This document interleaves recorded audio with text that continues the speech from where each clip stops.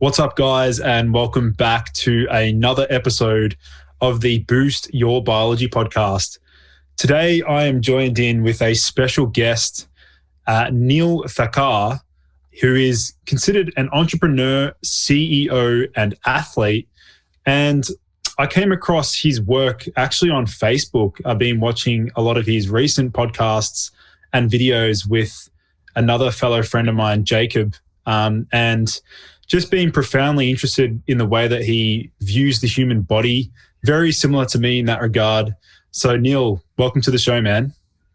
Thank you, brother. Thank you. I appreciate the introduction, and I'm really excited to be talking to you, man.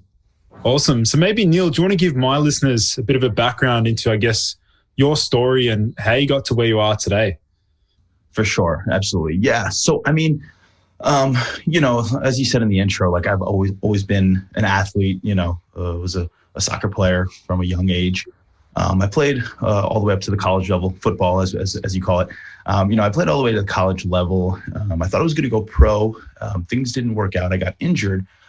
So I always say the same joke when I tell the story. In between being a professional soccer player and being a nationally qualified bodybuilder, I was a professional drug addict.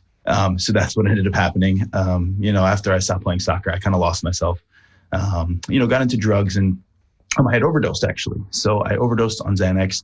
I went to rehab, and as I came out of rehab, I got fascinated with this idea of transformation, right? Transformation of the spirit, transformation of the body, and teaching you lessons in transforming your spirit. And so that's really where my life work started to begin, right? And so as I was transforming my body through bodybuilding, it was kind of a personal mission for me to come up with a safe replacement for Adderall. And that's when I got into nootropics as well. And so I had the bodybuilding, I had the nootropics, and, here we are, 7 years clean off of narcotics, but I've definitely experimented with a lot of other things, and we have Quantum Performance and we have Genesis Nootropics. So that's really the story. Amazing, man. Yeah, I find that a lot of those that are now getting into nootropics are actually those that are, ex-addicts and things, or they've had a rough experience with like Ritalin or Adderall in the past, and now they're seeking out, what else is out there? Because really, you and I know that there are many other viable strategies to boost focus and productivity and things like that. So do you want to sort of, what was your first introductory, I guess, experiment that really got you excited? Oh, that's a great question. That is a great question. Because I think, first of all, I think that enthusiasm is probably one of the most amazing emotional experiences that you can operate by. And I will say no nootropic, no biohack, no any practice will give you the same energy as true, pure enthusiasm. So it's a great question. What was the first experiment? Wow. I would almost say the use of Adderall, as horrible as it became for me, was my first experiment into seeing cognitive enhancement happen. I'm going to take that back. Let's start with pre-workout. I took pre-workout when I was 13 for the first time. And that was when I was like, okay, the use of exogenous compounds to enhance performance is definitely something I'm interested in. So that was the first experience. I did some nice moves on someone in soccer. I scored a goal. I felt the dopaminergic effect of the pre-workout. And from that point, the seed was planted there. So then I guess, so after all that, where does your actual nootropic company fit in here? Like, how did that all come about? Yeah, for sure. So that was actually, towards the tail end of my addiction. Just like every biohacker, we see the movie Limitless, right? We have the seed planted of Adderall being something that works. For me, it was pre-workout as well. So I just started to do some research. It was really a simple Google search. And then ironically, I think because my reticular activating system was activated to look for nootropics, I had a friend who was taking paracetam at the time. So I saw him take it. He actually said that it was giving him headaches. So he gave me the tub. I tried it. And at that point, I'm like, okay, this is good. We gotta start diving into this more. That was 8 years ago. So it's been about 8 years since I've discovered what they are.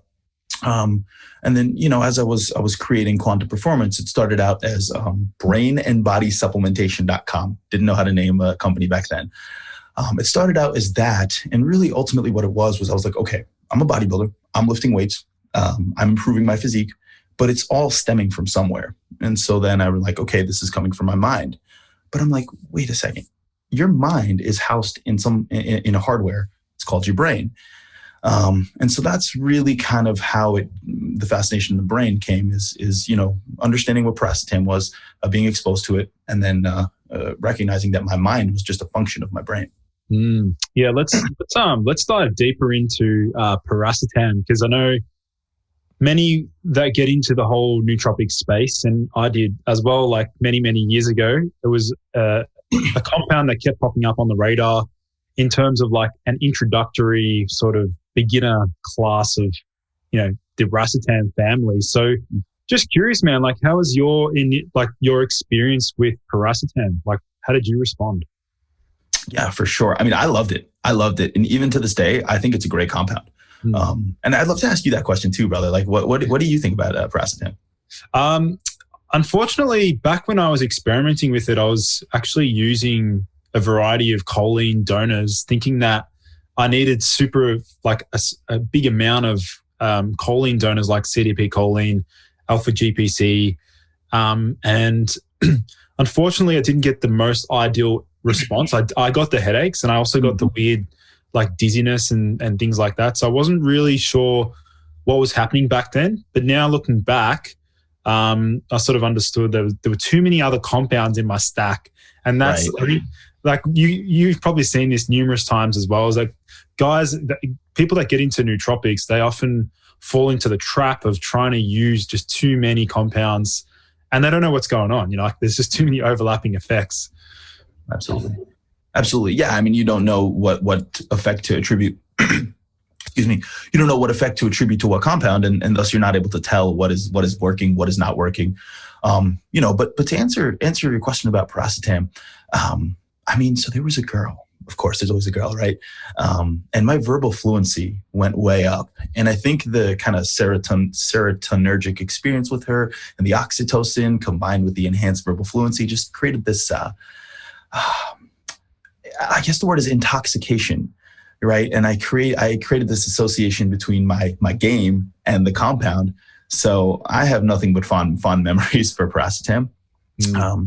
But of course, as you start to explore more and more, you realize that there's more potent compounds. There's different compounds. There's compounds that are going to impact your cognition in different ways. So that's where we started to go. Yeah, it's funny you brought that up in terms of just one of those experiences. I can share my own with a novel herb. I've spoken about it only a few times. Is Catawba bark, and that one there, man, like. That's one that's put me into a state where, like, when your personality shifts to become like very sarcastic and almost like a joker, like you're very playful and you just don't take anything seriously. Like that particular herb did that for me, and it was consistent every single weekend. Before I'd go out, I'd have Catawba, and literally my friends around me are like, dude, you're really funny tonight. Like, what have you taken? I'm like, well, I formulated a stack, and I figured out that Catawba's really hitting the spot in terms of just shifting your personality. It was crazy, man. What's the mechanism? Because that is actually so fascinating to me, to get that consistent effect.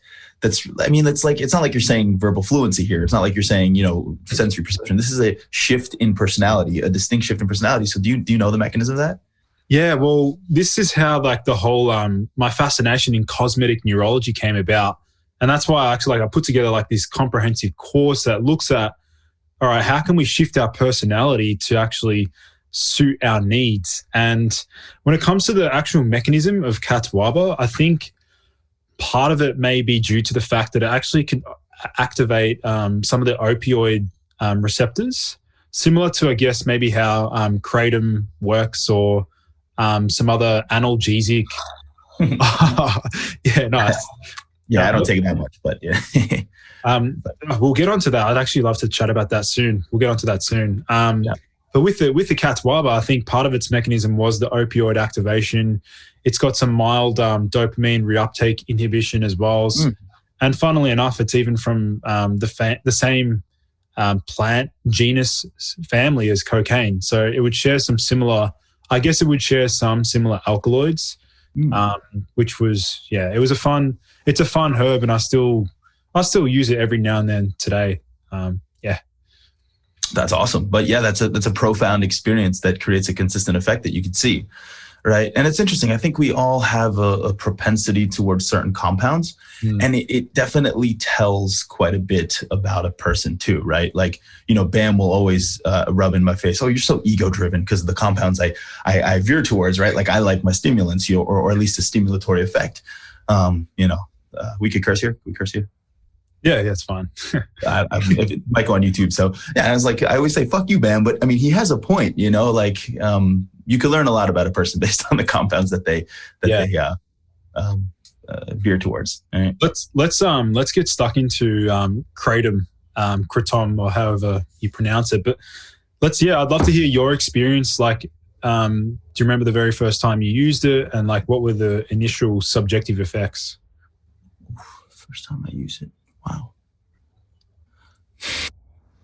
Wow. I don't actually remember the first time I used it, to believe it or not. It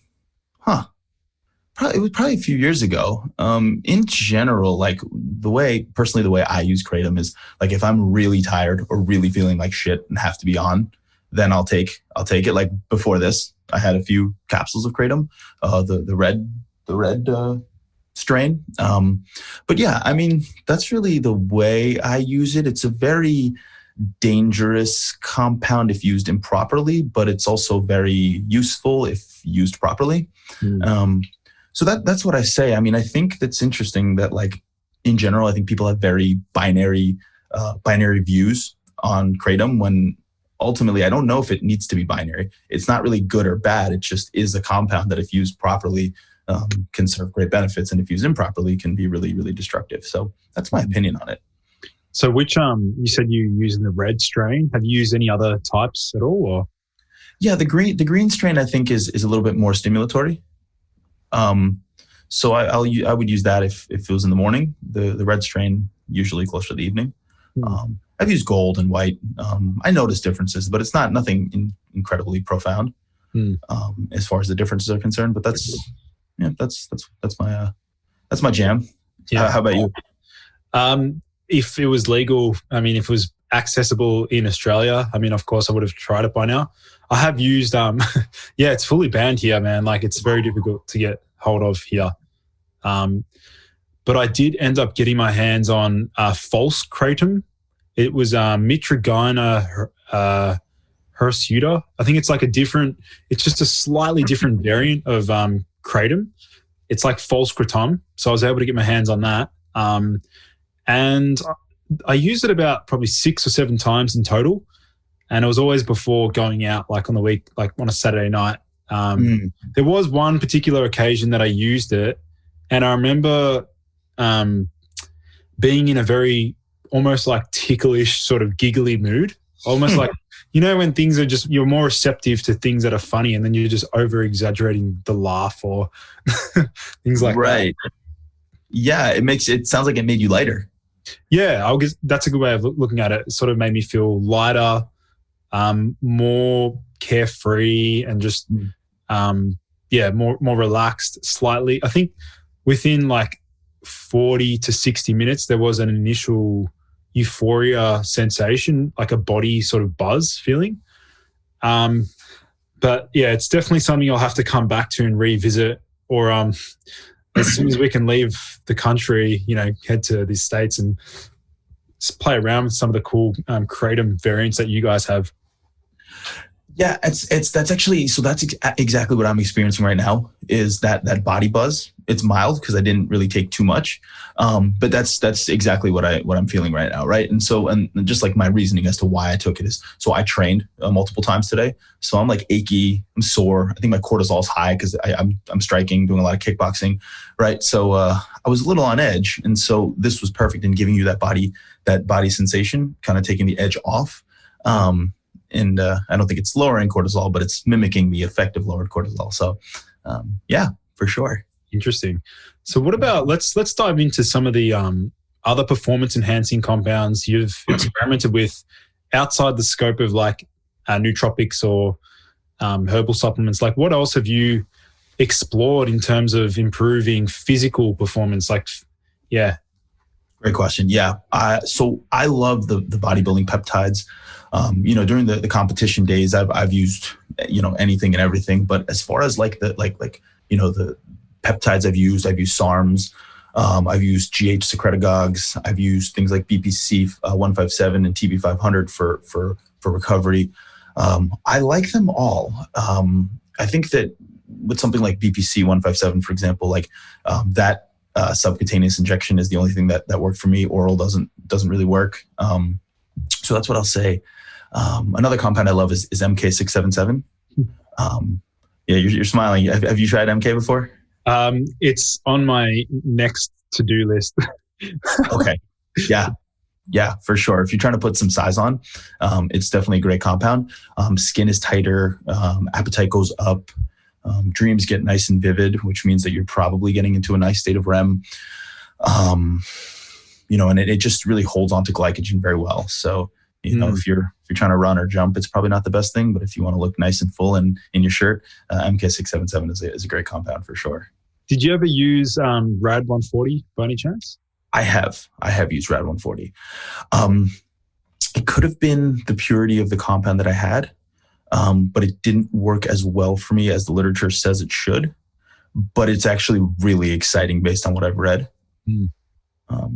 So yeah, have you gotten a chance to use it? Not yet. I mean, I'm sort of a little bit concerned because I'm conscious of the effort that I put in to actually get my like total testosterone just near 1,000 nanograms, like naturally. So I'm sort of like, well, if it ain't broke, don't try and fix it. So it's like sort of pushing the boundaries, you know what I mean? Like I've just worked so damn hard to get myself to a point where like my natural testosterone sitting at almost 1,000. So that's awesome. Yeah. That's awesome. Zero reason for you to take anything exogenous. I'm not saying that if I could go back, I would change that I bodybuilded, but that's definitely caused some changes in my hormonal profile, and I'm using HRT. I'm doctor prescribed. I get my blood work and all that fun stuff. So at that point, it's a curse because you're stuck doing it, but it's a blessing in that you could try other compounds and not have to necessarily worry about the down regulation and all that. So yeah, but definitely don't go down the route if you don't have to. Yeah, maybe like 5 to 10 years from now, I might start exploring some of those. But I've used BPC 157, had a really good response to that, even orally, that helped with like digestion, and even my torn meniscus, like that healed that pretty rapidly. It was phenomenal, man. Like I was shocked. Like literally within 4 to 5 days of oral dosing, I had a torn meniscus and it pretty much started working like after 3 to 4 days. I remember like bending my foot back. I could, there was no pain. So it was just phenomenal. That's insane. That's insane. Right. Good for you. Nice. Yeah. Nice. So let's go back to, I guess, it's funny how Jacob mentioned that you seem to gravitate and hover towards like more of the stimulants in terms of like, and he calls it, what does he call it? Ego boosting compounds? The ego-based compounds. He's mentioned that before. Why does he say that? Because I'm curious to hear more about that. It's obviously all in good fun and it's joking, but it's really based on the goal orientedness of the stacks that I choose, right? How dopamine based it is, how executive function based it is. So that's essentially why. It's not as balanced, let's just say. Yeah. It's funny. It's funny he says that because I can 100% relate to that, man. Like I do orient most of my stacks towards optimizing dopamine, and there's a clear reason why. We're both entrepreneurs, we're both striving to build a business, to share our message, and to do that, we need to feel like we're in a state that we're in, a state of high motivation, high alertness, high drive, high desire to achieve a goal, but at what cost? Like I even come back to that myself, man. I'm like, wow, I've put in 14 hours of work today and I've just absolutely smashed it, but I've had no enriching social experiences, or or I've just, it's all about me. It's all about growth, self-development, So it's interesting. So let me ask you this though, when you experience life in such a way, do you feel any existential angst? Do you feel any like lack of fulfillment, lack of meaning? Not if the work that I'm working on makes sense and I know that it's going to impact, like majority of my time is spent creating content. So like I know I'm growing my own business and my own self, but at the same time I know that what I'm putting out there is just going to benefit heaps of, millions of people. So yeah, part of me does look at it like, well, and I'm putting in all this time, but there's not much actual self-care time as well. I sort of forget about that, because it's just like putting others first, Right. Yeah. So that just gets into a really fascinating kind of like philosophical conversation about how to frame your life, how to frame yourself, how to frame impact, right? Like if you're working on developing yourself, if you're working on building a brand around yourself in order to serve others and create an impact in others, like how selfless is that? How selfish is that? Is that the key to happiness? Is happiness what we really want here? Or is it fulfillment, right? Because I'll give an example. There was a period of time where I could safely say I woke up every day and I was miserable. I was cranky, I was miserable, I was angry, but I felt zero existential angst. Like I knew what I was doing and why I was doing it. I was excited, but I was cranky. I get annoyed with people. I would snap at people. So I was like, how bad is that, right? Like, would it be better if I felt happy all the time, but felt a hole in my heart, like I didn't know where I was going and I was wandering? So,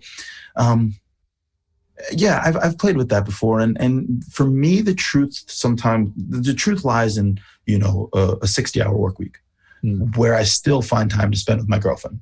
I still find a little time to spend with my family. I still get to play with my pets, and I still get to do enough self-care. After that point, it comes out of balance, but it's like I want to find the perfect integration of these pieces for me, right? And that's my compass, Yeah, no, that definitely makes sense. How did you go about, like in the early days, like managing and planning? Like, were you someone who was quite good at putting things into a structure? Like, were you a structure-oriented type of guy, or how'd you go about things there? That's also another great question, by the way. Yes, my executive function is pretty strong in that I'm able to plan well. Sometimes I get lost in the execution. So it makes sense high level, but then when I get into the granular of actually getting things done, it's not that great. So, and that's why, your ability to just pop out so much content it's so impressive to me, right? Because for me to I can plan the content well, but for me to go get the camera, set the camera up, put the microphone on here and not get distracted, it's like there's a 0% chance that's happening. So dude, it's so funny you just mentioned that, because literally 3 days ago, I bought myself like a new camera for these podcasting videos and things like that. And I was getting so just so frustrated trying to set up the camera, get the lighting right. Like it was driving me crazy, man. And I'm like, well, this is about the only hiccup that I'm having along the journey. Like just push through it. Like it's not going to be easy. No, nothing comes easy. Like there's going to be a bit of struggle. And for me, this has been the struggle, setting it all up, but actually doing, creating the content and taking action. That's never really been something that's held me back. And I actually attribute a lot of that shift in my personality, because I wasn't always like that, man. Like in the early days in high school and early after I graduated, I was actually someone who struggled to initiate tasks. Like I was just comfortable, man. Like, when you're just real comfy and you're just like, there's so much, you're wrestling with something in your mind that's saying like, oh no, it's too overwhelming to start. I feel like uridine monophosphate, that really changed the game in terms of my just ability to get shit done. Like it just helped that so much, man. That's beautiful. That's beautiful that you're able to specifically identify which compound created the change in your behavior. And I think it creates this positive feedback loop, right?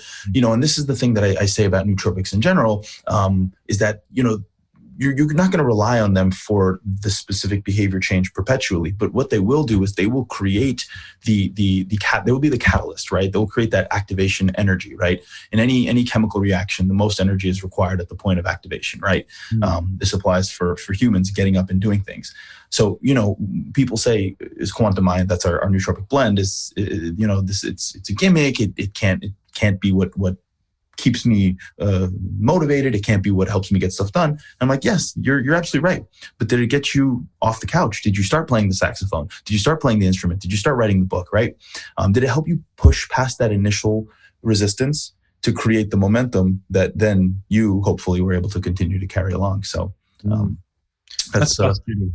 It's fascinating. Yeah. I'd like to dive deeper into your product, Quantum Mind. Like let's talk about how that was formulated and what your objectives were with the actual product.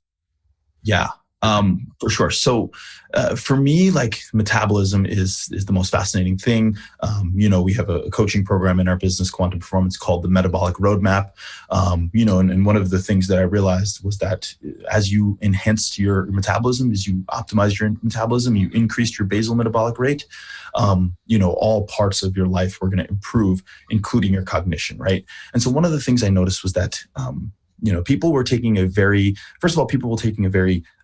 ingredient first approach, meaning they were saying like, what ingredients can I put in the stack to make it the best, as opposed to a results focused approach, right? So whereas I said, let's not worry about the ingredients first, let's worry about like, what am I trying to do here, right? So that was the first thing. And what I realized was the most important thing I want to do is optimize someone's cellular metabolism. So that was kind of the first differentiator.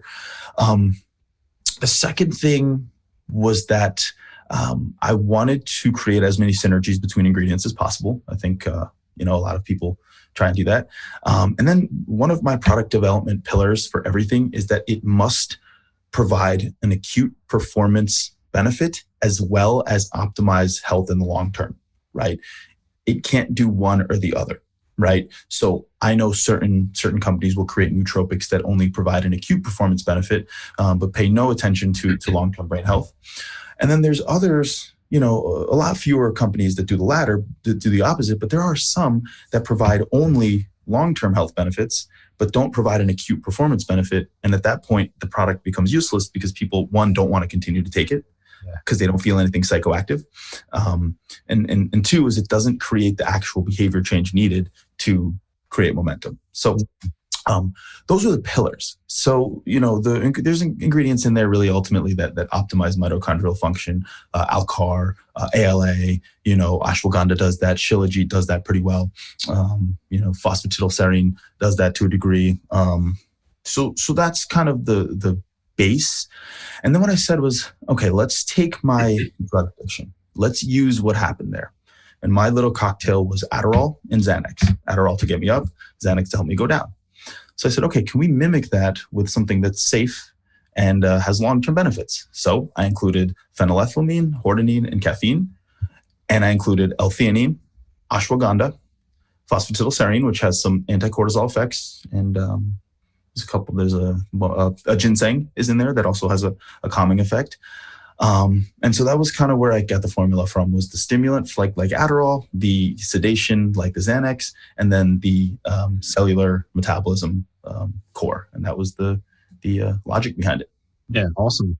One of the ingredients you just mentioned, the phenethylamine. I'll give my audience some context to that ingredient. I personally haven't used it myself, but it's found within dark chocolate, right? It's actually what gives people that little buzz, euphoria from dark chocolate.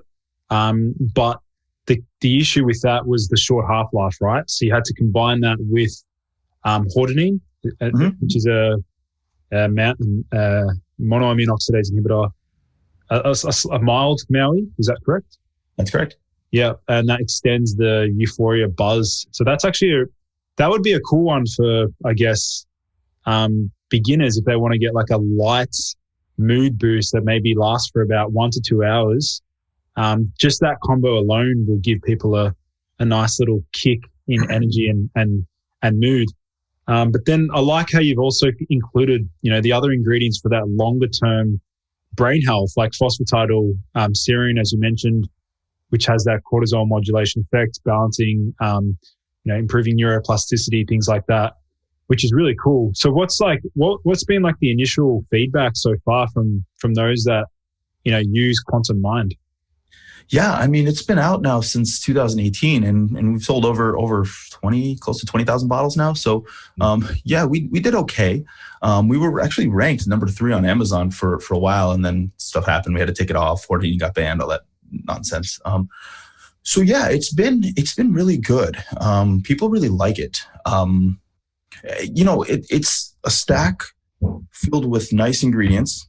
What really flatters me is people that are like really interested in nootropics, people that are either experts or knowledgeable.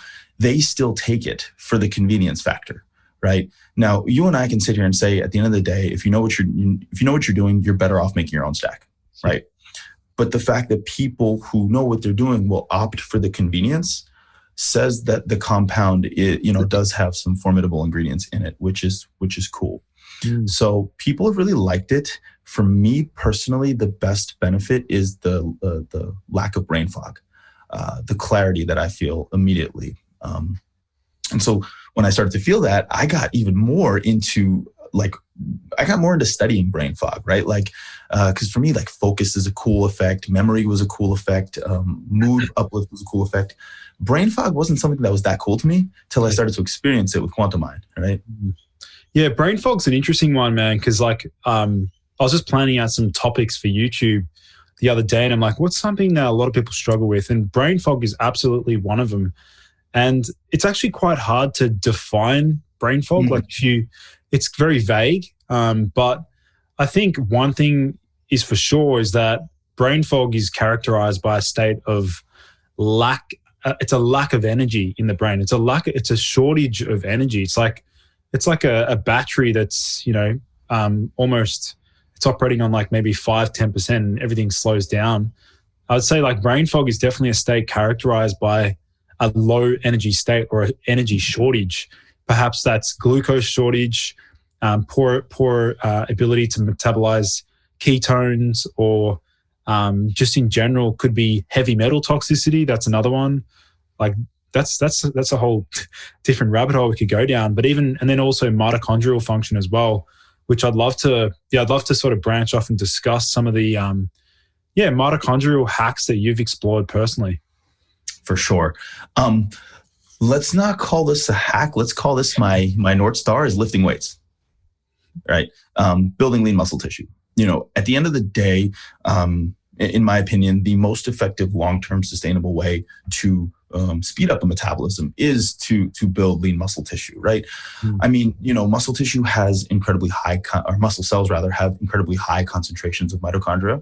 1 kilo of muscle is going to burn 10 to 15 calories per hour. 1 kilo of fat is going to burn 3 calories per hour, right? And so very simply, it's interesting, right? Because I take the philosophy from bodybuilding, and I take a lot of the paradigm that comes from biohacking, and I try and combine them and put them together, right? And whereas I love the biohacking perspective, I love it more than anything.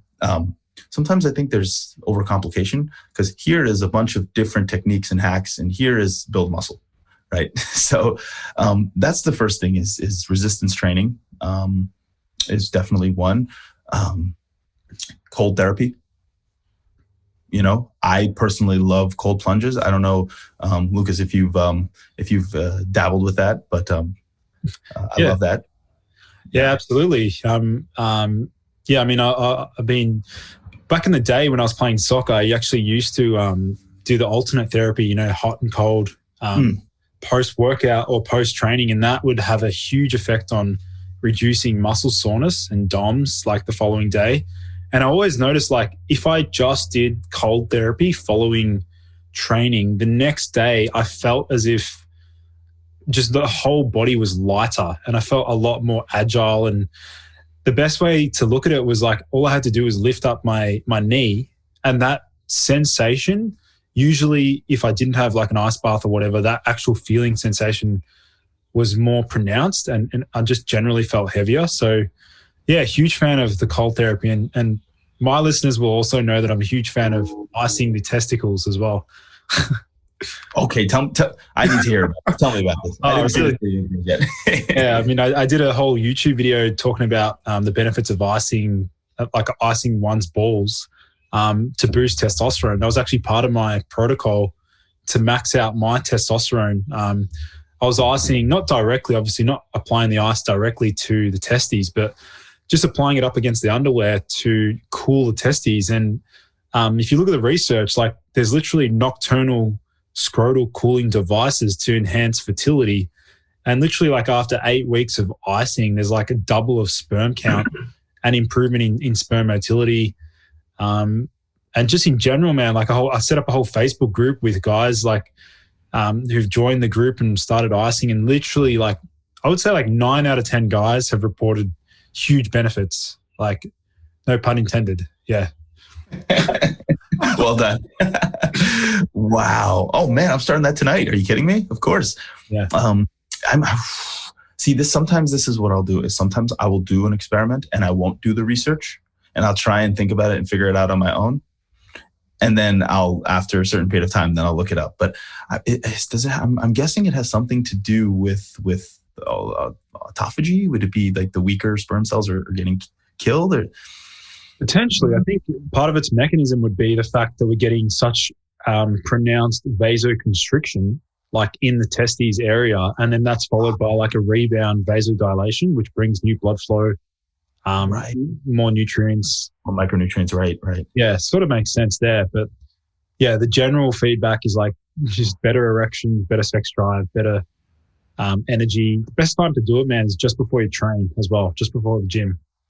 Right, yeah. Because you're going to get increased blood flow as you train. Oh, that's fucking incredible. Wow. Yeah. So then I would, what I maybe would do is I would, ice my balls, and then maybe I would have like a citrulline malate or like a agmatine sulfate, right? Or L-arginine perhaps, right? Yeah. Amplify the effect. Actually, that's something, I haven't actually delved into, but yeah, that would make sense. Like doing that extreme vasoconstriction followed by the nitric oxide donors, like that would be fun to play around with. Yeah. So with the mitochondrial side of things, I know you mentioned like obviously weight training, and you've also mentioned ALCAR, acetyl-L-carnitine. I'm a huge fan of. Yeah, ALA. It's another great ingredient. ALA. Any other ones that you've explored in that realm at all?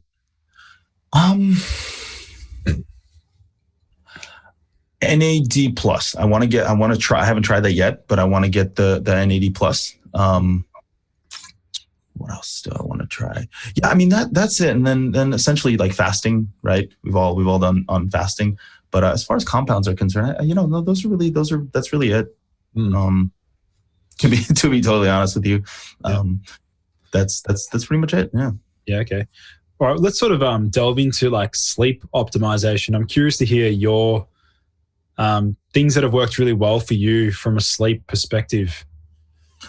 Yeah. I mean, definitely basics, right? Like eliminate blue light, keep your cell phone away from your bed.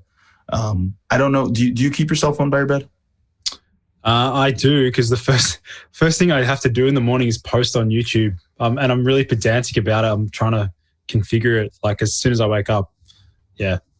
Okay. Interesting. Yeah. Okay, cool. Yeah. I keep it as far away from me as possible. I've noticed a profound difference in like head pressure when I wake up, when my cell phone is in my room and when it's out of my room. So yeah, I definitely do that. And then, I mean, I read before bed. I know that doesn't necessarily sound like a sleep hack, but that is important to me. I do a lot of sleep hypnosis, Right. So I actually do a very specific, what I call polarization activity, right? So this may not necessarily be sleep hacking, but I'll call this performance hacking. That's both before bed and upon waking. So, what I've realized is that our subconscious and conscious mind are most connected when we're in a theta brainwave state, right? So closest to bedtime. So what I'll do is about 30 minutes before bed, I'll do a gratitude practice, really feel into that gratitude practice, really get myself into that state. And then I'll write down the state of mind that I want to be in the next day upon waking, Okay. So I say I am focused, energetic, and intense, or focused, happy, whatever it is that I think I need that next morning. I write that down. Okay. So that's kind of locked into my psyche. I then listen to a hypnosis before bed. Sometimes I'll have a dream about that hypnosis. Okay. Now, upon waking, what I do is I take note, and I check in with myself and say, am I feeling like that state of mind that I had written before? So if I wrote something like, I am happy, okay, and I'm not feeling completely happy, I'll do something immediately to artificially engineer that state. So what I'll do is I'll smile, right? So I artificially engineer that state. And then what I do is I tap into my sympathetic nervous system, right? Because what I'm trying to do is I'm literally just trying to charge up with electricity that emotional state. So wow.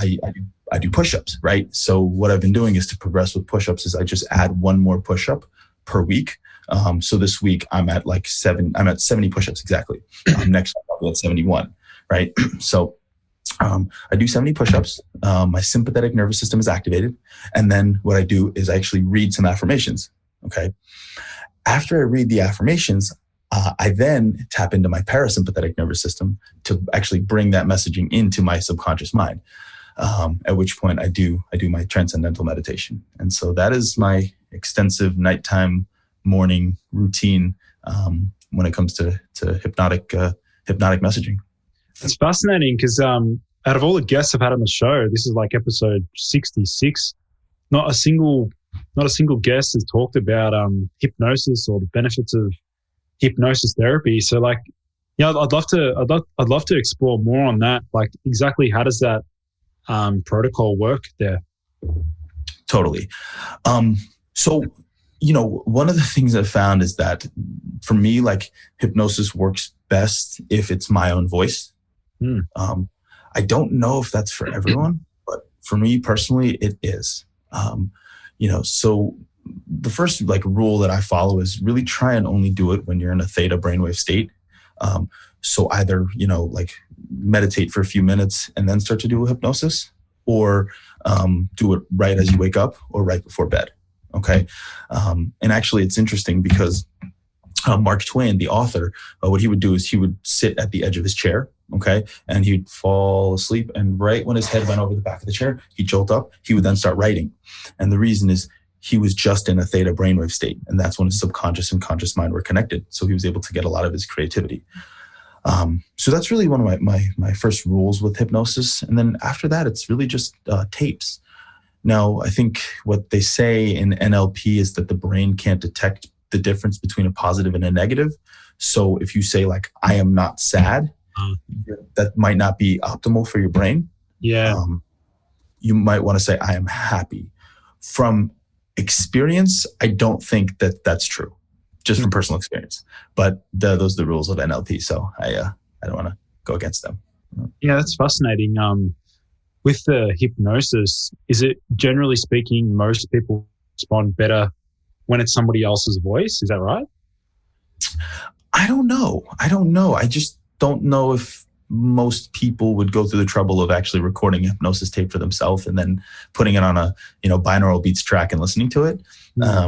I personally did, and I've kind of juxtaposed the two and compared the two, and I realized that for me it's better with my own voice. So interesting. Yeah. I remember about a year ago I looked at some of the funny hypnosis videos on YouTube. Have you seen some of those at all?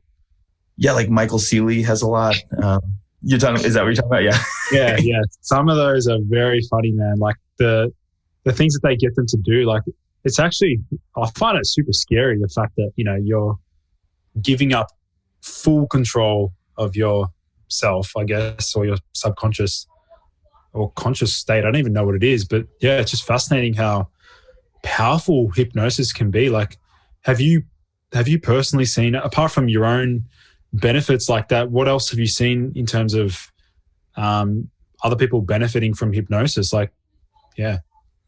Yeah, no. It's interesting, right? Because the one thing about hypnosis is that the feedback is far from immediate, right? And I really think any kind of mindset work, the feedback is far from immediate. Whereas after you work out, you're sweating, you're feeling, a pump in your muscles, right? When you take a nootropic, usually you're going to experience an acute effect, right? Whereas a hypnosis, you have to do consistently day after day. So that's the first thing. For me, it was after about 60 days of doing it consistently that I started to see benefits. But this is what I'll say is that when your subconscious mind is starting to change and your conscious thoughts are starting to change, the exponential effect of that is so great, right? Because I mean, at the end of the day, right? Like this is it's all about an internal locus of control. It's all about controlling, your thoughts, your mind, and all these things that we're using external of ourselves are just tools to enhance and optimize. But it's all happens between the ears. So I would say, like, aside from exercise and meditation, I would give hypnosis and nootropics. They're kind of tied for what's affected me the most. Now, one more thing is I actually love doing hypnosis on certain nootropics. I'm able to tap and tune in more to the actual messaging that's being delivered. So that's fascinating. Yeah, I'd love to hear more about that. Like, in terms of, are there certain nootropics that make hypnosis easier, or like, how does that work? I don't know how. I just know that for me, like aniracetam, is incredible for hypnosis. I think because it has an anxiolytic effect, but it also does have a effect on like my sharpness. So I'm able to be more attuned to what the messaging is, but I don't feel like, right? So that's a nice compound for me. L-theanine, right? Just because it helps me relax as well. So yeah, if we consider L-theanine a nootropic, I don't know, but yeah, interesting with the anti-racetam. I'd love to. Yeah, it'd be cool to dive a little bit deeper into some of the other racetams you've experimented with.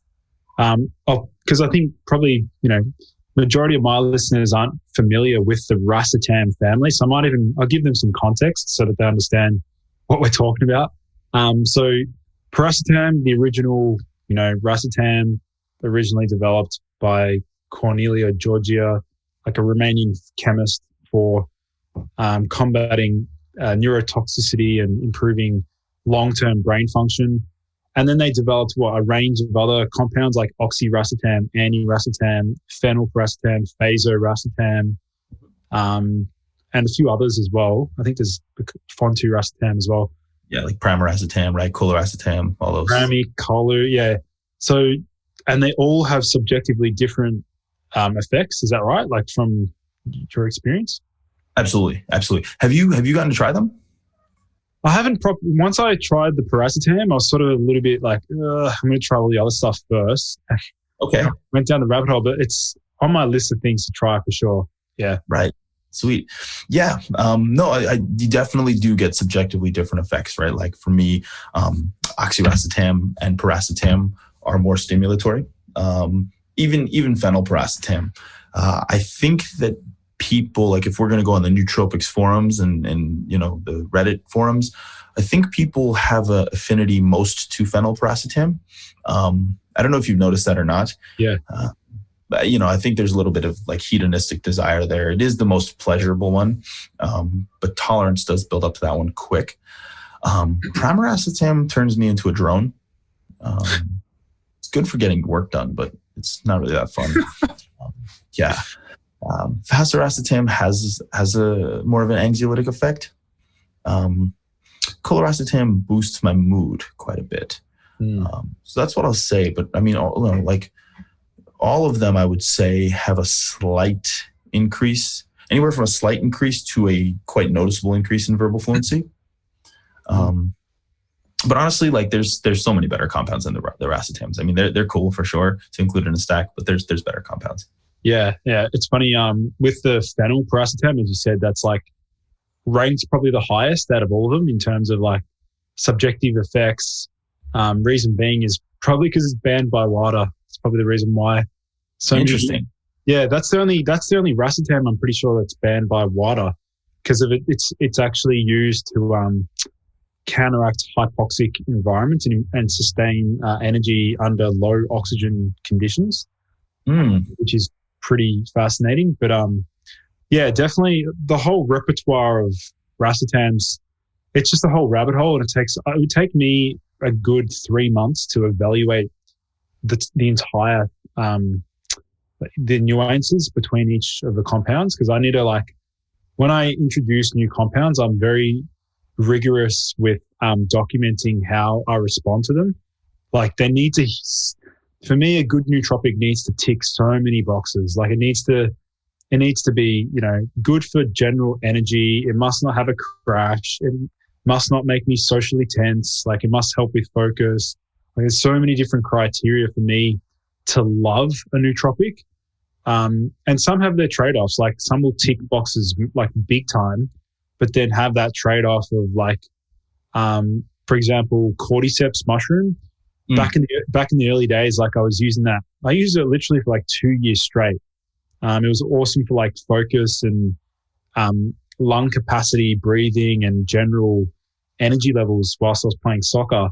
But I realized after so many years that particular herb was making me feel a lot more tense, like, socially, and just in general felt like it was ramping up the glutamate system, glutamate network. So I was feeling really excited and really thrilled about everything in life, but in general it was just too much, and it was actually making me feel a bit tense and anxious.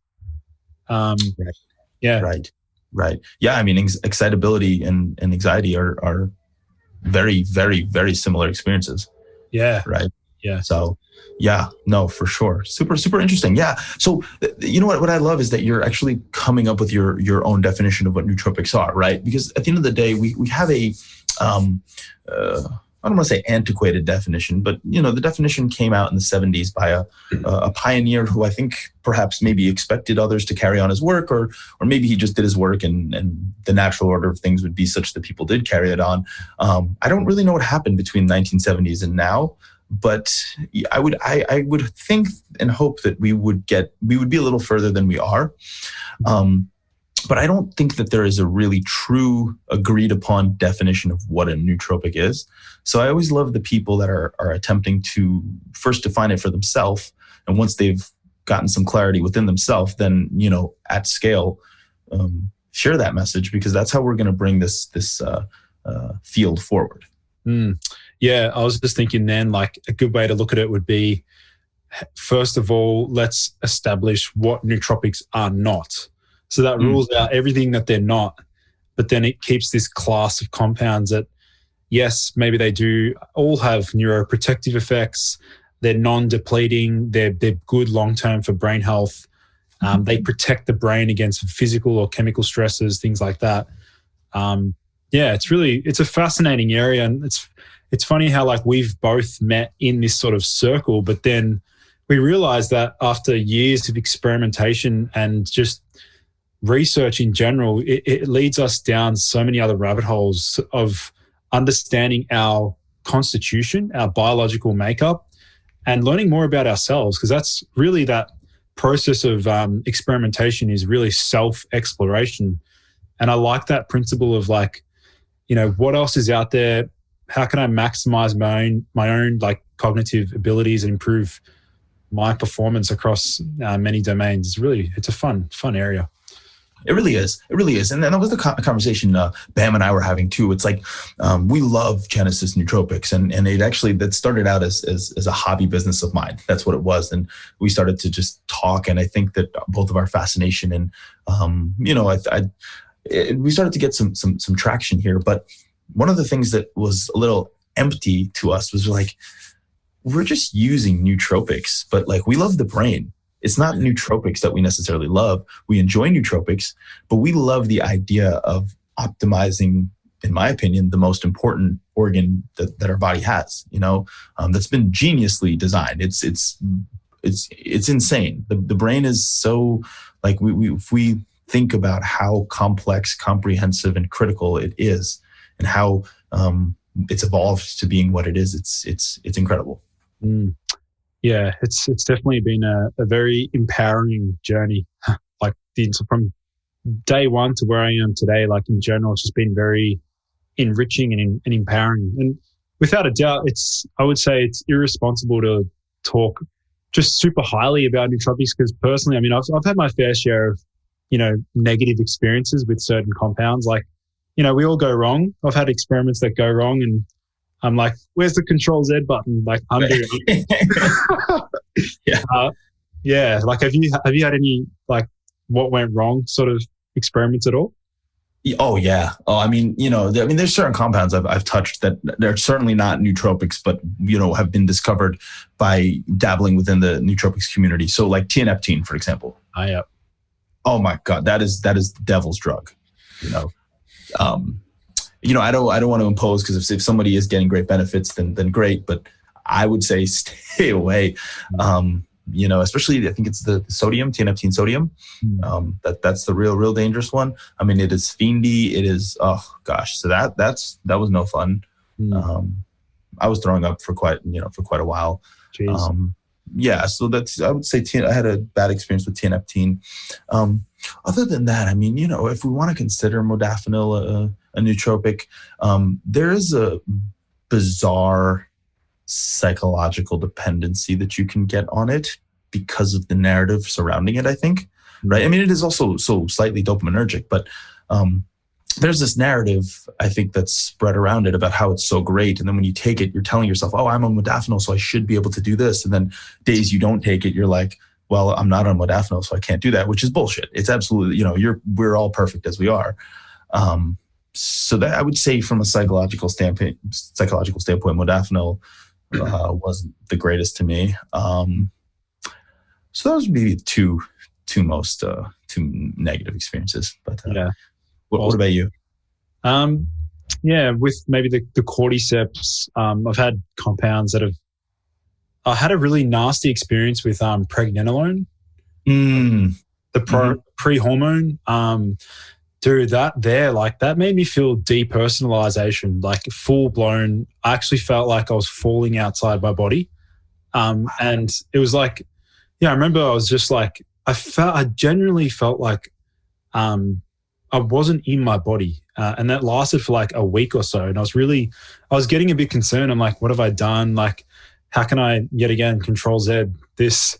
But it took like a good 2 weeks to come back online. And I documented all of the symptoms, so I can sort of track back and see the cluster of symptoms. Like, it was a whole myriad of, like, the depersonalization is what really ruled it. But then there were all these other effects downstream that I felt. And just in general, it just made me feel off. Like, I just felt off, not really myself. And sort of looking back, I can only guess that maybe it was the fact that I was also using like a particular ginseng at the time, and that combination with ginseng and pregnenolone probably pushed something over the top, hyperactivated the NMDA receptors, and gave me some degree of like neurotoxicity. And that's why I became a bit depersonalized. Yeah. That's scary. That is so scary. Yeah. But overall, I mean, like, overall, like, nootropics have definitely, benefited me, my business. I don't think I would have started my Instagram and the YouTube channel, this podcast, without a lot of nootropics that I use today. So yeah, man, like, it's great to chat with somebody else who also respects them and understands them quite well and in detail. So, Neal, I want to give my audience a chance to, if they want to learn more about you and, your products and things like that, where can they find you and your products? Yeah, for sure. I appreciate that. So you can go to my website, nealthakkar.com, that you can find more about our metabolism coaching. You can find out more about Quantum Mind. We actually have a nootropic metabolism coffee coming out soon. So this has some metabolic enhancing / a few nootropic ingredients in there. So that's coming out soon for our business, Quantum Performance. And then if you want to learn more about our raw ingredient nootropic stores, as well as our nootropic consultation business, you can go to www.genesisnootropics.com. So that's where they can find me, or add me on Facebook too, and we'll talk. Yeah, awesome. Well, I'll be sure to link those in the podcast description and on YouTube. You guys will see all those relevant links below. But Neal, thanks for coming on the show, man. It's been a pleasure having you. Thank you so much, man. And I'll be icing my balls tonight, so that's good to you. Awesome, man. All right, cheers. Take care, man. Bye. See ya.